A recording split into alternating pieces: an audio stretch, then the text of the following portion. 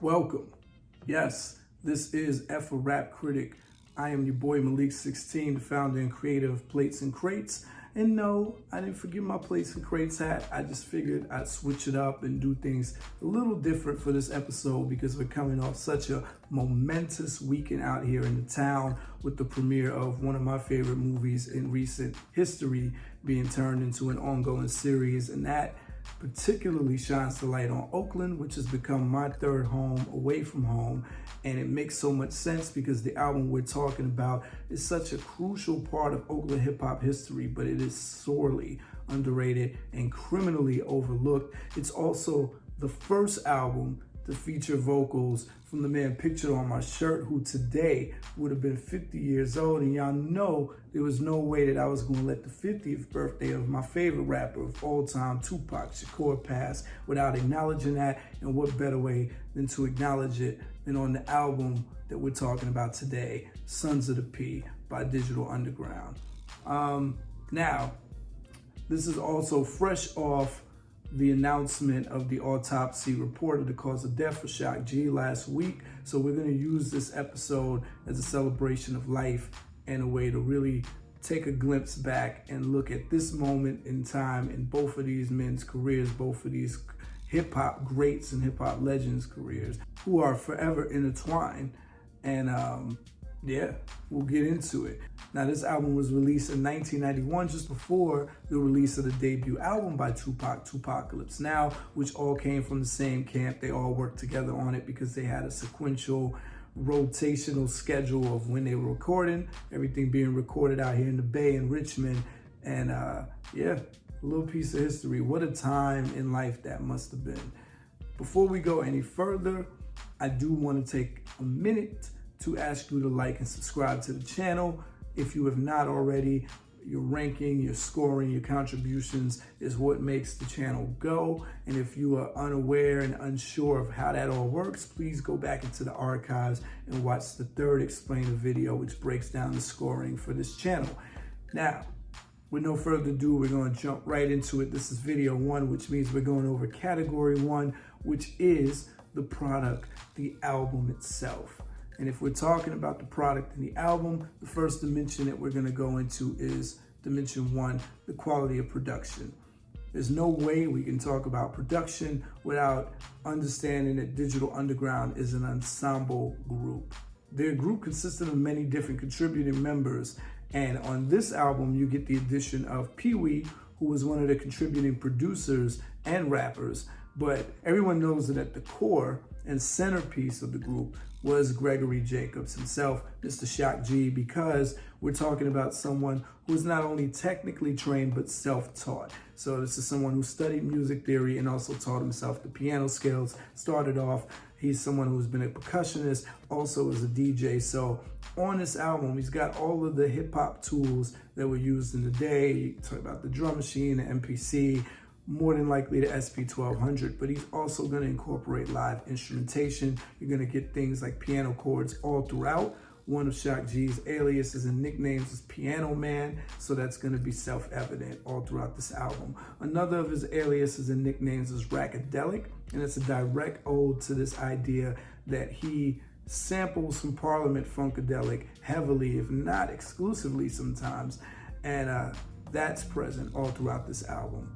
So as mentioned, other members of the group contribute to the production. That's Pee-wee, DJ Fuse, Chopmaster J, and a few others. And that is all led by the artistic vision of Shock G, because this is musical genius at work here.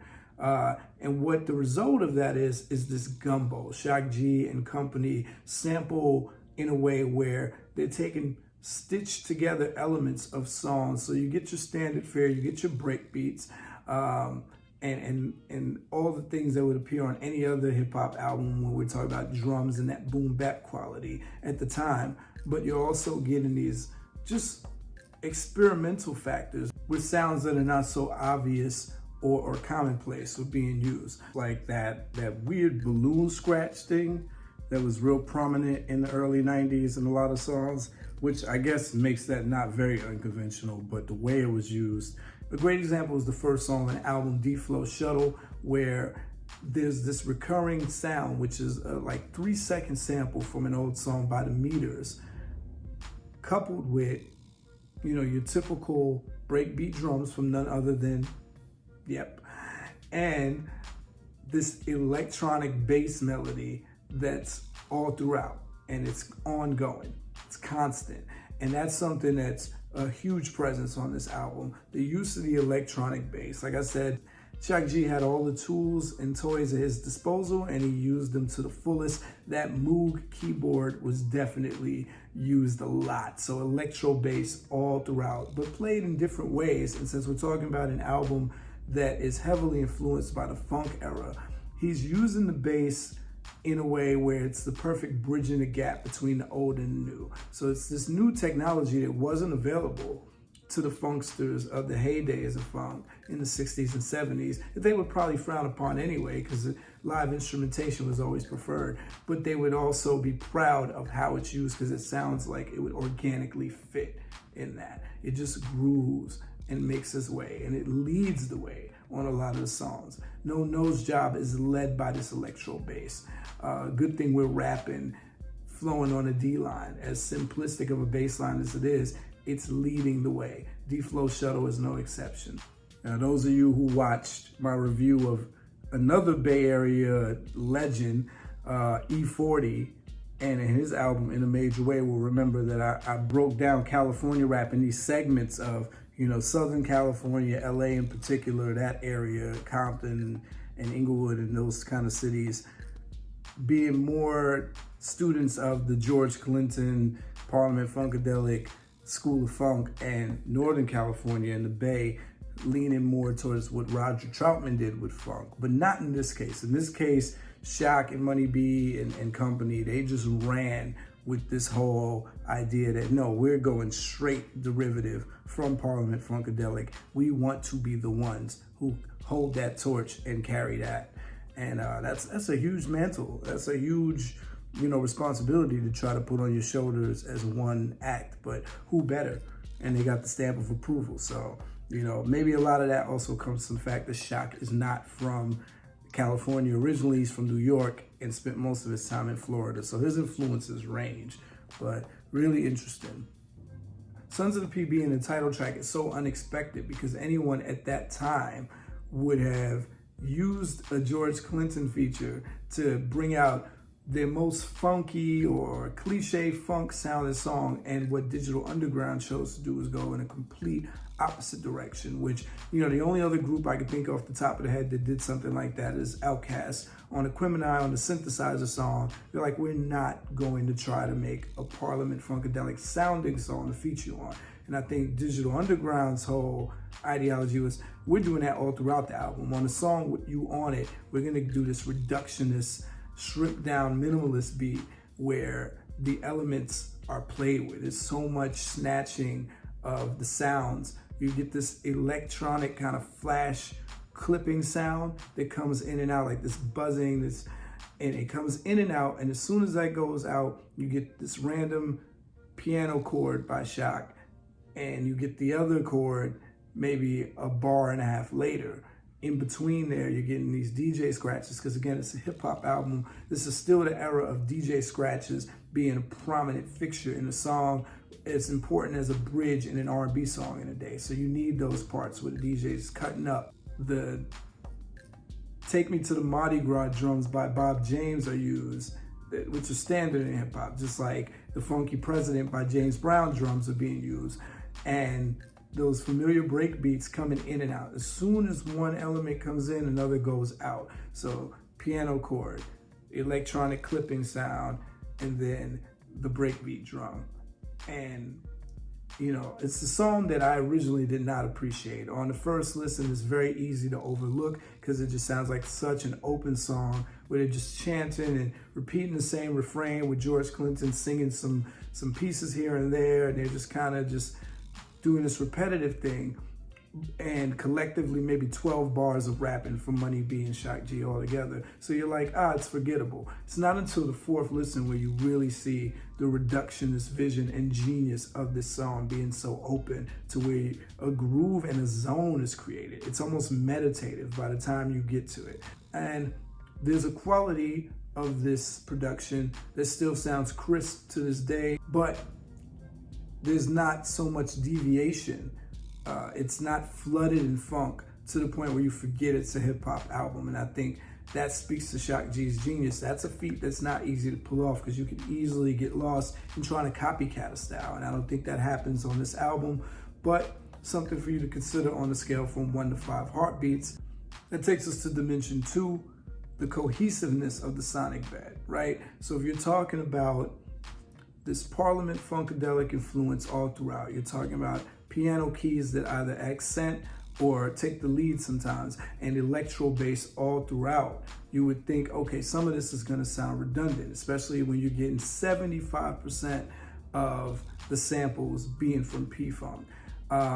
Interestingly enough, there's so much of that experimental element here that every sample and every song is cut and spliced and put together in a way where you're not feeling like it's one song to another. There are 3 songs here where you can draw a direct beeline from the original Parliament Funkadelic song to this hip hop song that uses the samples. So you're hearing Heartbeat Props, you're hearing, you know, Freak of the Week directly. When you're hearing Tales of the Funky, you're hearing One Nation Under a Groove. When you hear Kiss You Back, you're hearing Not Just Knee Deep, you know, blatantly. But even then, there's funky elements where Shock is playing with the drum sounds, and it made Kiss You Back into its own song. All that's being kept is the essence of Not Just Knee Deep. It's familiar, but it becomes its own entity with its own life. And there's a lot of halfway sampling done where things are sampled right to the point of recognition, just enough to give you a tease and pulled back. You'll hear that a lot with the drums being used.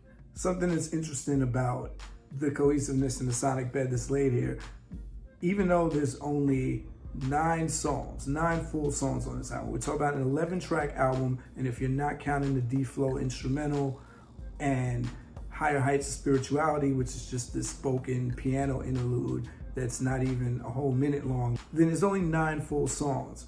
And on those 9 songs, Digital Underground treats this very much the way funk albums and jazz albums back in the day used to be constructed. These songs are 5 minutes long, 7 minutes long, 9 minutes long on the title track. They're leaving spaces in here for vamp outs, returns to the choruses, and breakdowns, and there are some bridges. None of the songs really fade, so you're getting full songs to the last minute. Real interesting stuff, and I think with the amount of samples on this album, they're placed in ways where there's enough up-tempo, mid-tempo, and there's, you know, even the slow songs. There's no point in coming to a Digital Underground album not expecting some singing to happen or some slowness. Then a song like Sons of the P shouldn't throw you off, especially because that comes right after a song like No Nose Job, which is one of the most up-tempo songs on here with that electro bass leading the way. And that's how this album is structured, where you get these breaks. By the time you get to Flowing on a D-Line, which is the most simplistic beat on there, where it's just this one bass line leading the way with these boom bap hip hop drums, the most hip hop song sounding on there. It's welcome because Sons of the P was so experimental, No Nose Job was so up-tempo, and so was Heartbeat Props, and D-Flow Shuttle was right in the middle. You get middle, you get slow, you get upper. They're settled and structured where they're supposed to. Real interesting. Something to consider on a scale from 1 to 5 heartbeats when you're thinking about the cohesiveness of the sonic bed, which takes us to dimension 3, which is going to be the question of, is there an intentional mood or tone on this album? And I would say there's 3 things present. You get the overarching theme, which is this idea that they are the ones who carry the legacy of Parliament Funkadelic, and not just saying, hey, we upkeep that spirit. We're the direct torch carriers. We're the ones that George Clinton himself is coming to our album and on the song and blessing us with that mantle and saying we're upholding that. So that's the obvious surface level messaging and tone that's on the album. You'll hear that on songs like Tales of the Funk, where they do this like whole history of the funk music and Parliament Funkadelic and how they're influenced by them, and Sons of the P. But then there's this other undertone that I would say is not so obvious to the casual listener, where there's this direction of this album being more serious. There's more serious songs, there's a more serious tone, especially the way the album opens up. The first 3 songs, we're going in with this militancy that we might not have experienced. And those who know Digital Underground knows that they started out as a way more conscious group and decided to go in a different direction by the time the first album was released. They always had the comedic and lighthearted, let's have fun elements, because of course that's the Parliament influence, but there was a militancy, and you can hear that in some of the messaging on the first couple songs. So I think some of that might be born out of this idea, and if you've read Shock G interviews, you heard him mention there was a period where after the Humpty Dance came, that people were less interested in the other aspects and facets of Digital Underground, and they just wanted more Humpty. And what he did, he kept Humpty alive, but just enough to give you these tongue-in-cheek, throw it back in your face messages of, we're still gonna do what we wanna do because we existed before I created that character, or before that character had a dance and was this mainstream sensation. And so I think there was a little push, not enough where it's, blatant, but enough where it's in there that, hey, we're a hip hop group. At the end of the day, we got a lot to say, and I'm gonna showcase that. We're gonna showcase that on this album in full force. So a lot of the songs are very down to earth on this album. The third thing being that Digital Underground is indeed a family. There's a unit. There's a reason we're an ensemble group. We made a conscious choice to be an ensemble group. We got roots that stretch far and wide, and we want to put that on display here. So I would say those are the 3 elements and tones and themes that are on this album. Again, the most obvious one being that we are upholding the mantle and we are continuing that Parliament funkadelic spirit. The second one being more down to earth and strong messaging on this album. Hey, take us a little bit more seriously. It's not just the Humpty Dance group, but not in any way where it seems like they're sore about it. Just like, okay, here you go. And then the third being that, yeah, there's a family. And you get that on songs like Family of the Underground, where they point that out. We are deep, we go from, nationwide to worldwide. So something to consider if you picked up on any of those themes or tones on a scale from 1 to 5. Heartbeats, it takes us to dimension 4. Song distinction versus repetition of words and sounds. How different do these songs sound from each other? We touched on that a little bit when we were talking about the cohesiveness of the production. With just 9 songs and 75% sampling from Parliament Funkadelic, Digital Underground is able to make miracles and magic out of what they are given and what they choose to use. This is all a choice, right? So that electronic keyboard being used different ways on each of those songs. The piano keys are being played different ways and accenting different songs in different ways. You get this one refrain, which is their branding, is what they choose to coin their style as, the Dolio flow or Dolio flow, depending on when you read it. I'm guessing that because this comes from One Nation Under the Groove, the end of that song, that do, do, do, do, that more likely is Dolio flow, but there's parts in songs where it sounds like they're saying Dolio, like Portfolio, Dolio. But they repeat that all throughout the album on different songs, and that's not out of any sense of laziness or redundancy, but that is their brand, and that's the stamp. That's what they are calling their sound.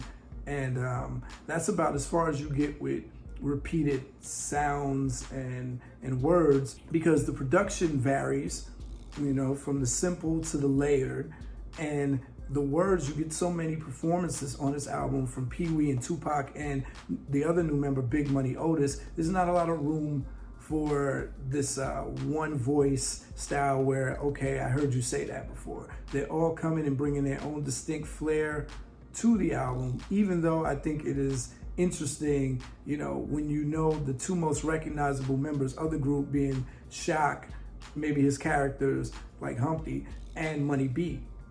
And then they're adding these 2 people, which almost sounds like, another set of them. So something to consider on a scale from 1 to 5. Heartbeats, the repetition factor here. Dimension 5, the amount of content versus the amount of songs. I mentioned there are about 9 songs here. If you don't count Higher Heights of Spirituality and you don't count D-Flow Instrumental, 9 songs. For most rap acts, that's gonna make it easy, and for most listeners, that makes it forgivable if there's not much being talked about. But what Digital Underground does, they go the complete opposite direction. They have a lot to say on this album, from songs like the first song all the way to the last song, every song here is topical, with the exception of Flowing on the D-Line and Family of the Underground, which you could argue are loosely topical, but those are your MC breaks. That's where Shock even starts the song saying, all right, I can rap with the best of them. I'm just gonna take this time to do this rapidy rap song where there's a loose story and I'm just having fun with it. He tells a story about riding on a train and flirting with some females he experiences.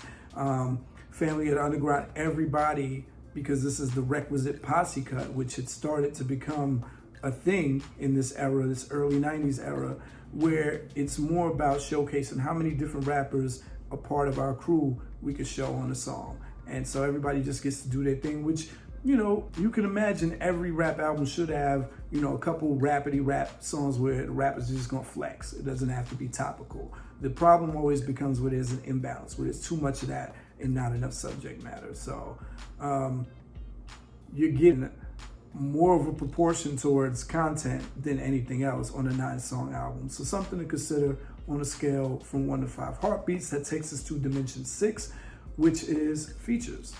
Features, yes. Most of the features are people in-house, people associated with Digital Underground and members themselves, as this album was a platform to introduce the new members like Big Money Otis and Pee Wee. So these are new voices being heard on the album. The first voice that you hear on this album is Pee Wee. He takes the first verse on the very first song. And the second verse is none other than your boy Tupac, who makes his first LP debut on this album, on this song, and gives us, you know, the Tupac that most of us have come to know. It's a pretty political but down-to-earth verse. It's not thug life, but he's doing what he does as we know Tupac to do. And it's right in tune with what everyone else is doing on the song. And yes, technically Tupac's first rap appearance, official rap appearance on a national level, on a major label recording, was on Same Song by Digital Underground off the Nothing But Trouble soundtrack and movie appearance. But that was on an EP, which was really just an extended single release from songs from the first album. So this was his first album recording and first album appearance. You know, it just went on from there. So he leads on the album. You'll hear Tupac's voice in the beginning of 2 other songs on there. He talks in the beginning of Family of the Underground, and he talks in the beginning of Good Thing We're Rapping. Now, in Family of the Underground, you get members like, you know, Stretch from the Live Squad, and you also get, you know, Mac Moan, Blanco. If you've never heard of these people, there's a good reason. This is not an uncommon practice in the early 90s for people to have these posse cuts with rappers who you never heard of and probably never heard again afterwards. And at first I was looking for Tupac on that song because I'm like, Family of the Underground, but I had to remember that Tupac was considered a member of Digital Underground at this point still. Remember, this is before his debut album came out. And so, yeah, everyone on this album has their own distinct presence. Not everybody is cut equally on this album. Not everybody is at the same skill level. So, you know, it's up to you to decide if you consider that a weakness. And of course, the only outside feature is coming from George Clinton himself. And this is his way of saying, yes, I put my blessing on this and I agree. You are the ones who carry this legacy. You are the direct descendants of Parliament Funkadelic. So he sings all throughout Sons of the P, all 9 minutes of that song. And that was a big deal in early 90s. Remember, everybody was claiming to do funk. This was funk everything back then. So to have George Clinton on your album being like, I agree, these are the Sons of the P, that kind of is like in the convo. And Bonnie Boyer is on this album. A lot of the written reviews of this album mention her because she's coming straight off of her work as a part of Prince's band with Sheila E. And so she's doing background vocals, most famously on Kiss You Back. So again, when it comes to the rap performances on here, something to consider on a scale from 1 to 5 heartbeats. Do you think they helped the album or hurt the album? Which takes us directly to dimension 7, the question of, do the weakest songs on the album take away? It depends on what you consider to be the weakest songs. I mentioned that upon first listen to Sons of the P, I thought It was a slow point on the album. It dragged it away. There's not a lot of rapping. I'm like, what? Kiss You Back, if you feel like that's too much of a simplistic song, they're just kind of chanting the same kind of things, repeating the same phrases. Good thing with rapping is the darkest, harshest sounding song on here, more cursing. If you feel like that's weaker, flowing on the D line, pretty simplistic, not really a deep topical direction. Family of the Underground, if you don't like the rappers on there, that might be a takeaway. It's always up to you to consider on a scale from 1 to 5 heartbeats. Takes us to Dimension 8, Mass Appeal. This album wound up going gold. And this is the era where albums used to have 3 singles and 3 videos. I used to pay a lot of attention to that in the mid-90s. But for this album to only have 2 videos and 2 singles, No Nose Job and Kiss You Back, it makes you wonder what happened, if there was some funding pulled by Tommy Boy or the label at the time. It does go on to be a gold single, Kiss You Back, which makes the album go gold. But it almost seems that, you know, there was this thumbing of the nose by Digital Underground to deliberately not do what they did on their last album. Their last album was more the fun-loving spirit. This album, again, I said most of the songs are down to earth and content-based, and a lot of the production was a little darker, the lightest songs being Kiss You Back and maybe Heartbeat Props, but Heartbeat Props is so unorthodox without this 16-bar structure of here's the verse, here's the hook. They're all over the place. You know, they're layering each other's vocals. Really interesting stuff, but it still worked. It worked enough to keep Digital Underground a presence. I think the George Clinton presence also, you know, gives it a lot of viability. And as we'll talk about in the next dimension, what happens after this album is important. Something to also keep in mind on the song Kiss You Back, when they're saying, seaweed chocolate crossover, see me Cocoa Pop. And he's saying in between there, Shock G's saying in between, I'm Coco and I might go pop. Where there's this awareness of their space in hip hop at that point as being seen as, you know, big crossover acts, commercial, mainstream, but, you know, again, acknowledging that and saying, yeah, we might do that. And that's cool. We'll have fun with it, because you listen to the rest of this album, we know what we're capable of. So I think it's an internal joke. I think it's satirical. I think it's making fun, and at the same time acknowledging how they were seen, which takes us to the next dimension. So something to consider on a scale from 1 to 5 heartbeats. But the next dimension, the 3 I's: impact, innovation, and influence. Now, impact, like I said, not having this big rollout, but still being this group coming off of this big high. Commercially, because this was an album that only generated 2 singles, 2 videos, it may have given off the impression that in comparison to their first album success, that there was a fall off, a sophomore jinx. You know, you'd have to check out some of the reviews at the time, but I think it was firm enough to keep them standing as a force in the industry.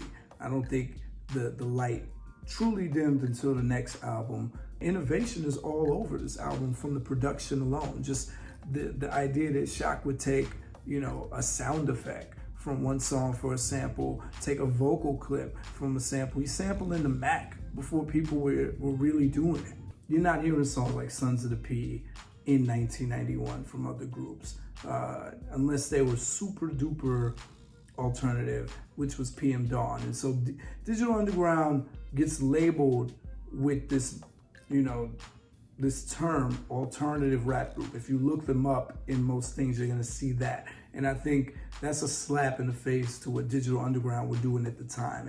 If ever they turned alternative, maybe in later albums past the 90s, but there's nothing alternative about what Digital Underground was doing. They were rapping. They were straightforward rapping over straightforward hip hop beats. And this is what this channel partially was created for. That hip hop is clouded by the power of perception. And what happens is that everything else gets filtered through it. It's like first impression. This is why Ludacris didn't come up in the lyricist conversation back in his day, because people were so focused on thinking of him for his animated videos. So he's the goofy guy You know, you don't mention the goofy guy in the lyrical conversation, so people ignored everything that Luda did on the mic. It's the reason why Bow Wow was never allowed to grow up when he tried to make more serious songs, and the reason why Ja Rule is not included in serious hip hop convo and laughed at. When he was once the go-to rapper for women and once respected all across the world in the industry as someone who made viable gangster rap. Whenever it was decided that he was not and forever has been. Those impressions and perceptions are hard to shake once they're there. Even sadly, when I was reading a lot of the reviews and commentary after Shock G passed, they always have to reference of Humpty Dance fame, of Humpty Hump fame. There were not a lot of highlights about the musical genius of this man. Anyone who's ever heard Shock G talk about hip hop, who's heard his observational commentary, knows that this was a student of music, man. This is a student of the game, and this is a wise soul. Remember, Shock G was in his late 20s by the time this album came out, so he had seen a lot of things and had enough experience in the industry to know what works, what clicks, what resonates. There's so much more to Shock G, Gregory Jacobs' legacy than this Humpty Hump character, which is one of many characters that he created. But unfortunately, they were eclipsed by that. And I think maybe on a production note, you know, I read on YouTube under one of the songs, somebody said Pharrell definitely listened to this. And I think, yeah, those lovers of music heard what Digital Underground was doing, understood what they were doing, and it permeated into their later work. I also think Digital Underground did open the door for true alternative hip hop acts to thrive, but I wouldn't say that they were an alternative hip hop act. They were rapping, they were talking about regular everyday things, but they were also just talking about life and trying to have fun. And I think in the midst of the fun image that was created on the first album, there's a cloud over this one. So really, really interesting when it comes to the 3i conversation, because clearly there's roots and things happen after this album. They launched the career of Tupac. Tupac not only comes out with his debut album, but as soon as the new year starts, 1992, Juice comes out. And now they're responsible and connected to Tupac. As his star rises, people look back and they're like, oh, but what that means for when this album was released, how much radio play would Kiss You Back and No Nose Job getting? And did people really understand No Nose Job? Did they understand, yeah, Humpty is doing this song, but we're also telling you Humpty does not represent an excuse for you to look at us as sellouts or, you know, these super pop party rappers. So something to consider on a scale from 1 to 5 heartbeats. What was the impact, innovation, and influence of this album? Takes us to the final dimension, dimension 10. How unique and timeless and creative was this album overall? Well, I just pointed out how the funk was being sampled, displayed, and presented in a way on this album that other acts weren't really doing. The subject matter was just different from everything else. And if you pop it in today, it still holds a musical quality that kind of surpasses time. There's a piece of the cheat code there if you're sampling from Parliament Funkadelic directly, like how you have on songs like Kiss You Back. If you like Not Just Knee Deep, you're gonna like Kiss You Back because it's almost the same kind of thing. Most of Not Just Knee Deep is repeating the same phrases. Kiss You Back is repeating the same phrases. They're having fun. It's about the same tempo. So cool, that lives. Just like Heartbeat Props. If you like Freak of the Week, you'll like Heartbeat Props. Heartbeat Props, ironically, is about things living on, you know, even while they're living and being celebrated. And I think that's what this album captures. 9 songs, not a lot of room to hate many of what's on here. And I do think it was different from everything out in its time because Digital Underground carved their own unique niche, and it stands alone as its own body of work that is special. And something for you to think about. I'd love to hear how special you think this is, because again, it does capture enough of the standard hip hop stuff to not be like, oh, this sounds so different, this is abstract. That's about as far as I would go. Funky and experimental are the 2 words I would throw there. Abstract, not so much. But I would love to hear what you all think on a scale from 1 to 5 heartbeats. That concludes category 1, our review of the product, the album itself. Join us for category 2 in our second video where we go over the rap performance on this album. Until then, you already know, F a rap critic. Talk about it while I live it. Word to Mr. Meth.